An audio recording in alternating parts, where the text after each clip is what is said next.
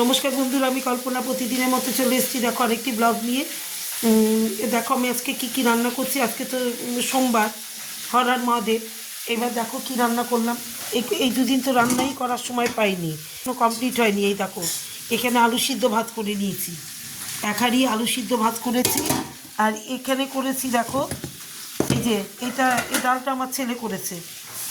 ও কি ভেজ ডাল করলো, ফুলকপি দিয়ে, কড়াইশুঁটি দিয়ে, টমেটো দিয়ে, ঘিটি দিয়ে ভেজ ডাল করলো। আর এখানে গপুকে সকালে আমি আলু সিদ্ধ ভাত খেতে দিয়েছি, সেটা গোবিন্দভোগ চালে ঘি দিয়ে আলু সিদ্ধ, আলু কুচিয়ে ভাত করে দিয়েছি গপুর জন্য। গপু ভাত খেয়েছে, আজকে বাটি করে দিয়েছি সোমবার।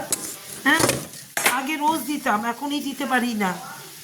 মা তো অসুস্থ বলে, আমারও শরীরটা ভালো না, এই জন্য। আর এখানে করেছি পাঁপড় ভাজা, ব্যাট পাঁপড় ভাজা। আর এখানে বেগুন ভাজা, বেগুনটা দেখো পুড়ে গেছে একটুখানি। এখানে ব্যাট পাঁপড় ভাজা। আর এখানে করছি এই দেখো ফুলকপির তরকারি। এখানে আলু ফুলকপির তরকারি একবারে বসিয়ে দিয়েছি তেলের মধ্যে। এবার মশলা দেব।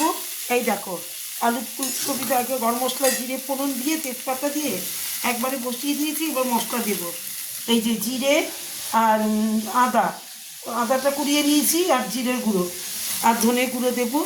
এই দিয়েই করবো, আর কাঁচা লঙ্কা দিয়ে। এই আজকে আমার মেনু। হ্যাঁ, তাহলে আজকে আমার মেনুগুলো হচ্ছে, দেখো গরম গরম সাদা ভাত, আলু সিদ্ধ, এটা গপুর আলু কুচিয়ে ঘি দিয়ে গোবিন্দভোগ চালের ভাত। আর এটা ভেজ ডাল, ফুলকপি দিয়ে, কড়াইশুঁটি দিয়ে আর ঘিটি দিয়ে করেছে বাবু এখানে। আর এখানে হচ্ছে ব্যাট পাঁপড় ভাজা, আর এখানে হচ্ছে বেগুন ভাজা, আর এখানে আলু ফুলকপির তরকারি হচ্ছে। এটা কড়াইশুঁটি দিয়ে আলু ফুলকপির তরকারি। তাহলে আদি সবাই চলে আসো নিরামিষ খাবার জন্য। নিরামিষ খেতে খুব ভালো লাগে, মাছের থেকে অন্তত ভালো। এত বাসনও মাজতে হয় না, আর এত পরিষ্কারও করতে হয় না, আর আষ্টে গন্ধও হয় না ঘরের মধ্যে। মাছ খেলে আষ্টে গন্ধে ভরে যায়। তাহলে শুভ দুপুর, সবাই ভালো থেকো, সুস্থ থেকো, টাটা।